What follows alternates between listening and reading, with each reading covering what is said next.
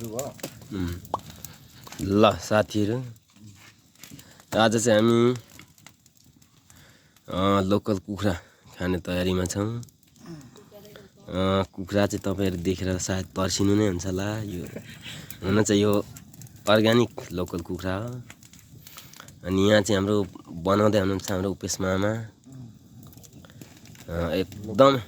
एकदमै जाडो भइरहेको छ साथीहरू। पुरा थर थर थर थर थर यहाँ शरीर कामिरहेको छ जाडोले।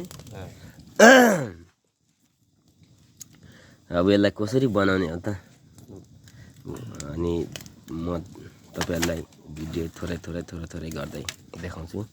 अहिले चाहिँ भने हाम्रो पोल्ने कार्य हुँदैछ। लोकल कुखुरा यस्तो हुन्छ है, एकदमै पोलेर यसलाई चाहिँ तिते निकालेर वाचिप्पा बनाएर धेरै आइटमहरू हुन्छ। यसो खाने आइटम भने किराँती आइटम थाहा छ नि, वाचिप्पा भन्छ यसलाई। अर्ग्यानिक कुखुराको वाचिप्पा भन्छ। यो चाहिँ एकदमै लिम्बू राई संस्कृतिमा चल्ने। ल साथीहरू, चाहिँ पल्केर फेरि खाउँ लाग्छ। खुट्टाको टाउको पखेटाको आइटम बन्छ। यसरी झार्ने हो, टेक गर्ने झार्ने। अनि यसलाई मसिनो बनाउने यसरी, टेक गर्ने, यसरी झार्ने। ल यही हो तिते कालो। अब यसलाई यसरी फ्यालिदिने। यो चाहिँ आगोमा ल बनाइयो। यस्तो हुन्छ है अर्ग्यानिक कुखुराको चाहिँ। टक्क पारेर है यसरी बनाउनु पर्छ। पोलेको कुखुराको टेस्टी अर्कै हुन्छ। अनि अर्को पानीमा डुबाएको जस्तो होइन के।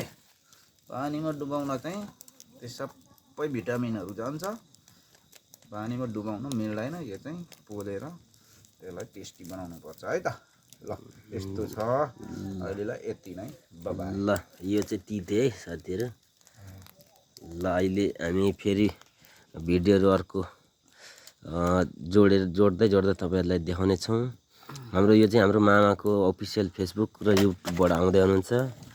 तपाईँहरूले कृपया सब्सक्राइब र सेयर गरेर साथ दिनु होला। युट्युबको नाम के छ अरे मा?